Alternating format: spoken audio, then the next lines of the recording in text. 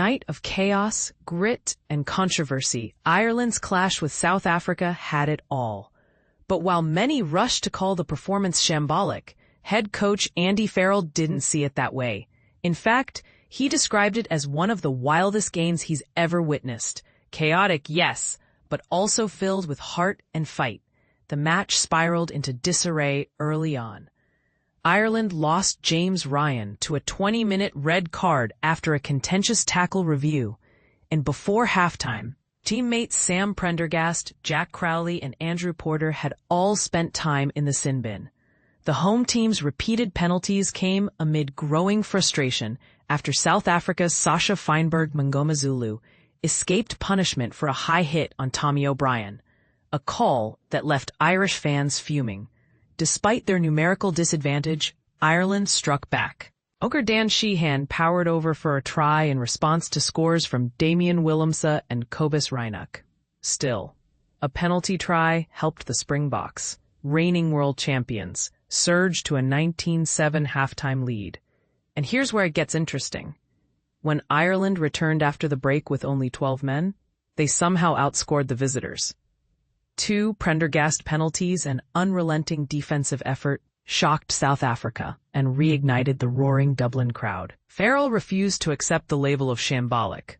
"I'd say chaotic, yes, but not that," he countered, visibly brimming with pride. "You think you've seen everything in this sport, but I've never seen a game like that. If you can't learn from that sort of experience, you're in the wrong place." He highlighted how his team's determination, or, in his words, their bottle, kept them fighting hard even when the odds were stacked sky-high. To win the second half 6-5 with 12 players on the field, that's remarkable. The crowd felt it too, he added. Not everything went smoothly, though. Tag Bjorn's early try was erased after Ryan's illegal clear-out, and tempers flared when the red card was confirmed upon review. South Africa's Bowen Venter saw a potential try wiped out for a forward pass, and the high-intensity collisions led to O'Brien leaving the field with a head injury after a heavy tackle on Kenan Moody. The match felt like controlled chaos, if ever there was such a thing. Springboks coach Rassie Erasmus, beer in hand after the final whistle, praised both the result and the opposition. "Any beer tastes good after a win, especially when it's over a side like Ireland, who've had the upper hand against us for so long," he said with a grin. Erasmus admitted the game was a managerial nightmare. It was hectic trying to track who was on, who was off, who was injured, and who was under assessment. But that's what top-level test rugby is: unpredictable, physical, and brutally intense. For Ireland, the defeat capped an autumn campaign with highs and lows. 2 wins from 4, including victories over Japan and Australia, but losses to New Zealand and now South Africa.